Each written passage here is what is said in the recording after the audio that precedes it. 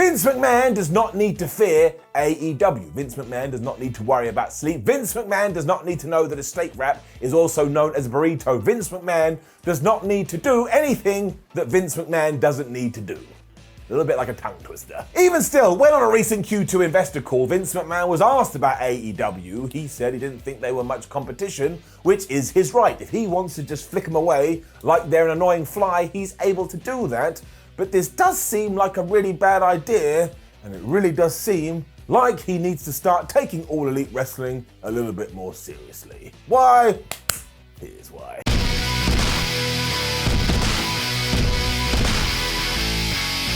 Now, the highlight of this entire call is when he said a massive competition when it comes to his product is sleep. That's like, you're damn right it is, Vince, especially when I'm watching Raw. I'm only joking around. But this very much felt like the Vince McMahon character who's all like bravado and like, I don't care, I don't need to worry about anything, I have Teflon pants, whatever the hell that is, but nobody can touch me. And I get it too, it's probably smart all things considered. He wants all of his shareholders and his money people to feel confident, and a great way to instill confidence in them is by saying, we're doing great, don't worry about a thing. To give you the exact quote that we're going to get into today though, Vinnie Mac said, it's certainly not a situation where rising tides, because that was when Ted Turner was coming after us with all of his Time Warner assets. That was a different situation. AEW is where they are. I really don't know what their plans are. All I know is what our plans are. I don't consider them competition in the way that I would have considered WCW back in the day. Not anywhere near close to that. McMahon then followed all of this up with a little bit of a swipe when he said that AEW has hired a lot of his talent, and I thought that was massively unfair because you can't let wrestlers go and they decide, well, I'd like to carry on my career, I'll go over to the competition. You're like, I can't believe it. I mean, I'm sorry, that is really unnecessary. Anywho, you'd have to think that his entire thought process is rooted in his ultimate goal that he did start sowing the seeds in back in 2001 when he killed off WCW, which was turning WWE into such a global platform that those three initials were bigger than every single thing he had. And he's done it too, he has. Much like we don't search the internet and we Google, and much like casual fans go, oh man, I watch that UFC stuff instead of MMA, when it comes to professional wrestling, it is often referred to as WWE. I still have conversations today when people find out about this and they go, oh man, you watch that WWE stuff. I'm like, that's not even a proper sentence. Don't even get into the grammatical frailties with that, but I still know what they mean, and that's just how they see it. Because it has been the dream of the boss for years though, because in many ways, it's an absolutely brilliant tool to have at your disposal. Because not only does it put you on a higher plane, but in many ways, it does kind of defend you against any kind of competition. I don't mean in terms of financials or viewing figures, but in terms of public perception. It takes years to try and undo this kind of a thing. So if we have got to the stage where WWE just means wrestling and wrestling just means WWE, well, he did it, he made it, he's on top. It's already sunk into the general consciousness, which is what happens and what you're able to do if you're the only major game in town for over 20 years. When we start to talk about the fans though, which are without a doubt the most important aspect of all of this, the game changes massively because there are plenty of people out there right now that don't want to watch WWE because they are not offering a wrestling product that makes them feel warm and fuzzy in their tum-tum. You get lifers like me that tune in regardless, so please do leave me alone, but Raw, SmackDown, NXT, it doesn't float their boat, so they're just not going to bother with sports entertainment until, out of the shadows, here came AEW. This isn't an us versus them thing either, or a WWE versus AEW thing. As soon as All Elite Wrestling started, lapsed fans and new fans and casual fans, they started coming out of the ether. They were like, oh man,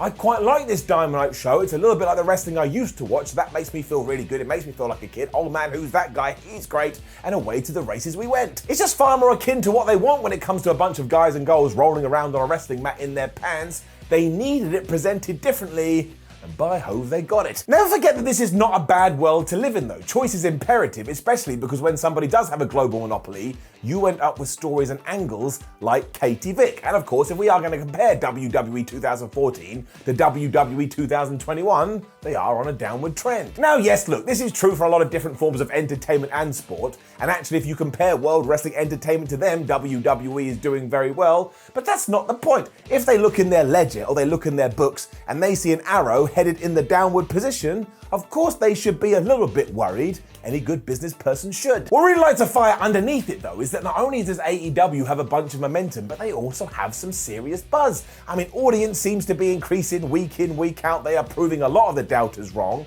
and it's becoming such a cool thing. The likes of Daniel Bryan and CM Punk, who are genuine stars, have decided, well, I think I'm gonna go over there because I'll probably have a good time. And do not underestimate how amazing that actually is. These are two people that could go anywhere in the world. Any single wrestling promotion in this universe would want them, and they chose All Elite Wrestling. That says a lot for the company because perception is reality. Outside of that too, they've started to put new faces on the map. I mean, Sammy Guevara, Britt Baker, Darby Allin, a bunch of others that I'm not mentioning right now. They have started to build their fan bases under Tony Khan's company, and that stands for something because it means all of a sudden you have homegrown stars. In no way can you argue that this is just them riding WWE's feuds. They have been put in the right positions to succeed, and they have succeeded, and that needs a massive Barry Horowitz pat on the back. You also see All Elite Wrestling selling more and more tickets, including Chicago's United Center, which was just based on a massive tease, and as we've known all the way back from 2019,